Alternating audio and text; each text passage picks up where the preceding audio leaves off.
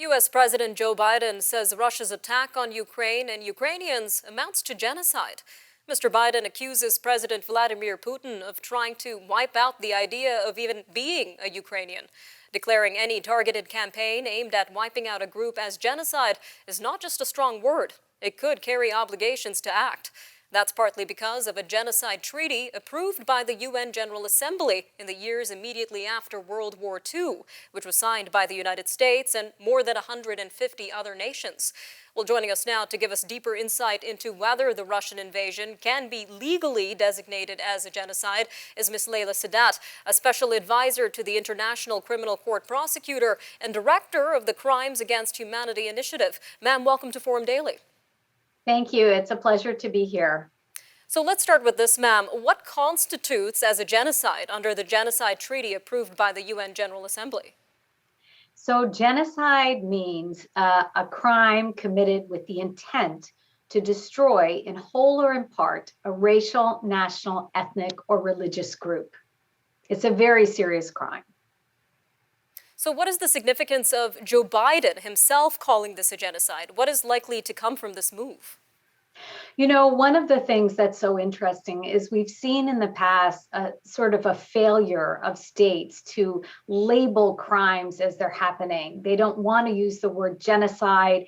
They don't want to call something a crime against humanity. So I think it's very positive that President Biden has decided to actually use the word genocide. Whether it can be proven in a court of law is another issue, but it is a very, very serious step that the United States and Canada have taken, which requires them to commit themselves to some kind of action, not necessarily a military action, but some kind of action whereby they agree to help prevent and potentially to punish these acts of genocide if they can be proven. All right, ma'am. So I guess the big question here would be whether the actions committed by Russian forces in Ukraine can realistically be designated as a genocide. That, of course, is always the issue. We have seen it very, very difficult to prove in a court of law that something even as awful as what we're seeing on our television screens now with respect to Ukraine is actually a genocide. Because what you need is that sort of smoking gun, that actual statement and that connection between the leader and the crimes on the ground, that the crimes were committed with this specific criminal intent to destroy the group. And sometimes even when we have evidence of intent, we don't have a significant enough crime. Sometimes we have significant crimes, but we don't have specific evidence of the intent. So as a criminal lawyer, normally I would say these are easier to charge as a crime against humanity. And in fact, most of the reports we're getting from the OSCE and from other observer missions are focusing more on war crimes and crimes against humanity. But that said, the fact that the president and the prime minister use the idea of genocide is important. Important indeed. All right, ma'am. Well, what further steps do world leaders need to take in order to move forward this potential designation of genocide? Well, what they really need to do is support the investigations of the International Criminal Court and Ukraine's federal prosecutor. Many states have dispatched teams of investigators to the ground, and we need to now collect the evidence, establish the evidence, and stand very much unified when there's pushback against the allegations of criminality, which there already have been from the Russian Federation, which has stated that it has not committed crimes.